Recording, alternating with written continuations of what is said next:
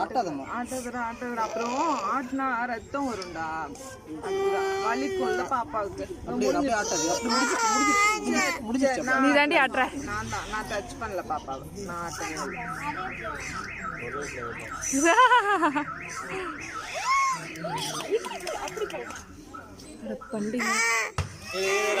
இப்பவே மாமா அது அழுவவே இல்லை மாமா. மாமா நான் எந்த பொசிஷன்ல உட்காந்துருக்கேன்னு தெரியுதா உங்களுக்கு? நீங்க ஒரு வாய் நீங்க ஊட்டி